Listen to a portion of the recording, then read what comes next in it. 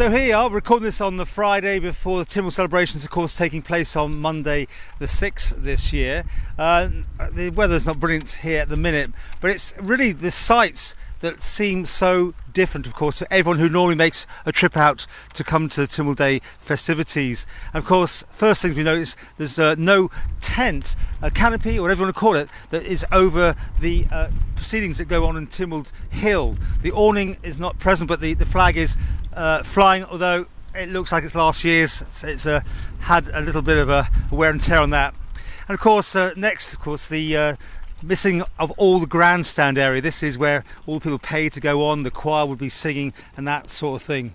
So let's go through some of the items that are different this year if you're coming along. And of course, this is the major thing. The government is saying really don't come along, particularly, I think is how it was. At one stage, of course, it was definitely don't come along, but now social distancing has been removed. People are welcome to mingle. And of course, we all remember Christian Varley being out here on his 19th marathon only a few weeks ago when social distancing was still in place.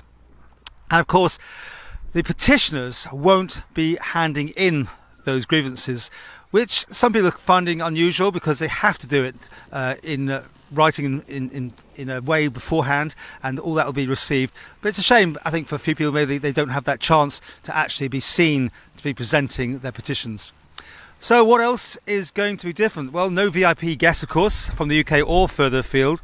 No entertainment on the Tynwald Fair, and the public, as I say, are encouraged to have a Tynwald Day your way, celebrating by watching the video, I presume, and listening to it on the radio, having your own events in your own gardens.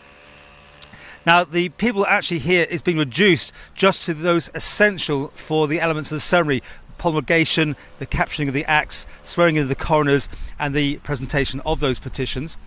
Members of Tynwald will be here, as will the coroners. They'll be on the hill and will be there with the governor, and that'll be at the start of the ceremony. No church service. The Lord Bishop, though, will lead prayers from the hill at this time. There'll be two processions, one from the Lich Gate to the National War Memorial, and then on to the hill following a Leith Raying at the War Memorial, and then from there to the hill, and then from the hill to the Royal Chapel at the conclusion of the ceremony on the hill. Of course, that's important because that's the event that has to happen. All these laws have to be read here. They have to a sitting of Tynwald in the church for that all to be put into law. Very important. And of course, the Deemsters will be proclaiming the acts, apparently both in English and Manx as usual. And that's really, I suppose, most of the differences. The good news, and we're recording this on Friday, at the minute the weather is actually looking good for Monday. At one stage it was going to be a real washout for the whole long weekend, but at the minute we've got sunshine, maybe a few strong winds to go with that.